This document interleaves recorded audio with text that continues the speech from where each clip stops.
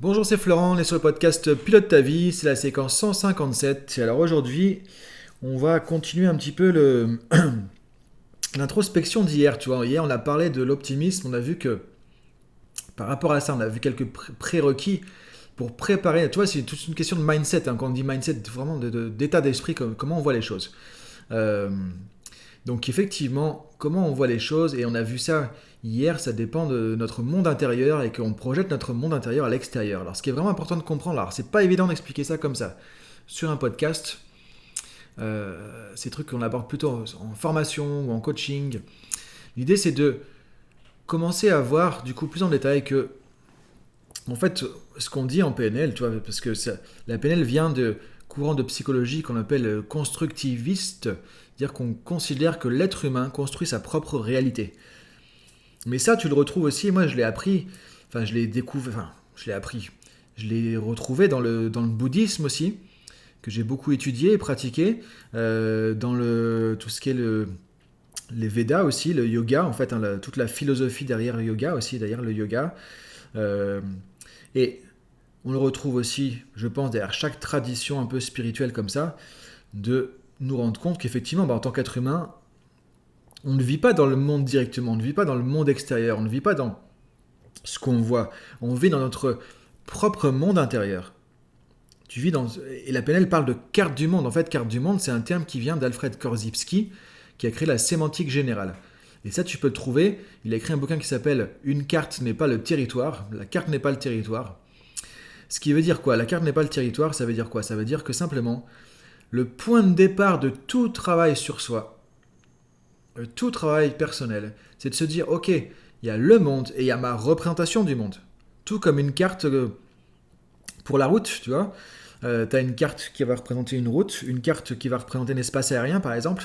Ben, c'est pas l'espace aérien tel quel, c'est pas c'est encore plus virtuel, tu vois, encore plus intéressant de parler de carte d'espace aérien.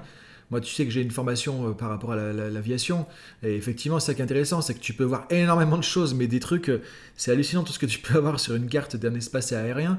Et en fait, quand tu regardes dans le ciel, tu dis, mais attends, c'est où ça? Parce que c'est juste une représentation. Mais du coup, c'est comme ça qu'on fonctionne aussi. C'est-à-dire que quand, par exemple, ton collègue te dit que ton travail n'est pas bien, c'est pas assez précis. C'est pas qu'il est en train de te rejeter.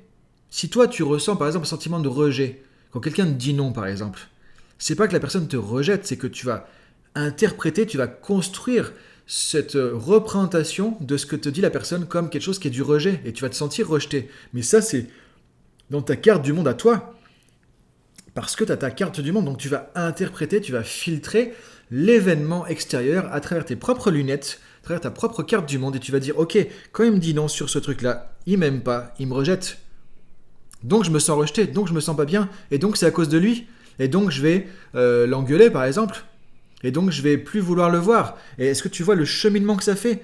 Alors qu'en fait la personne elle t'a juste dit non pour un truc, et que pour elle, dans sa carte du monde à elle aussi, qui est différente, on a chacun notre propre carte du monde, c'est sûrement autre chose que ça veut dire.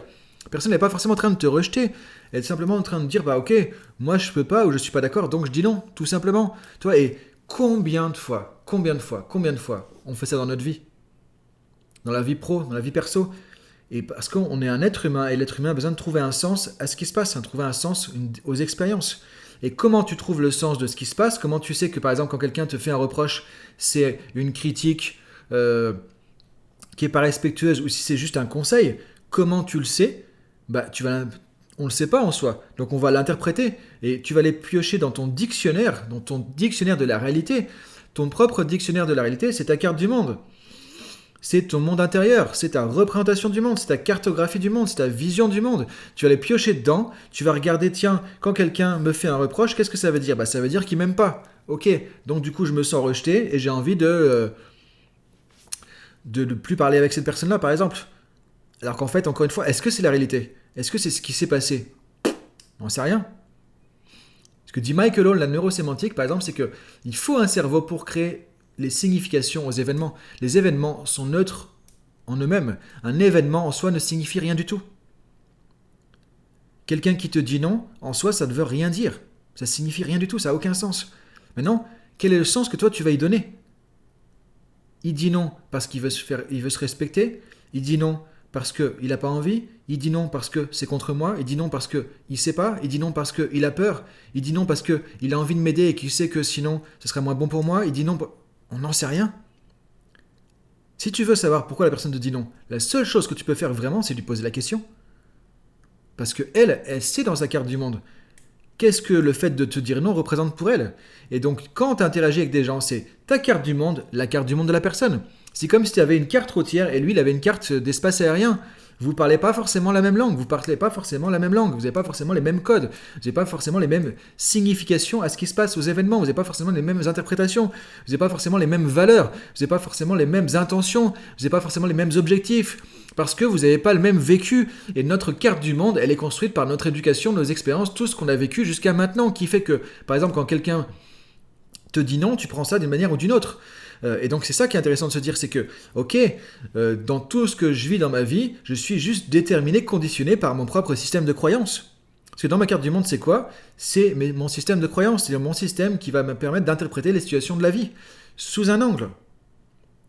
Donc, ce qu'on dit en coaching, c'est que, ou en thérapie, c'est que la personne n'est jamais le problème. Quelqu'un qui a des difficultés pas possibles, truc inimaginable. Tu peux dire, ok, mais la personne est vraiment tordue, c'est pas possible, les trucs qu'elle fait. La personne n'est jamais le problème. C'est sa carte du monde le problème. C'est qu'est-ce qu'elle a construit comme carte du monde. Il y a des gens, par exemple, qui vont être violents, et qui vont travailler sur leur violence pour plus être violents.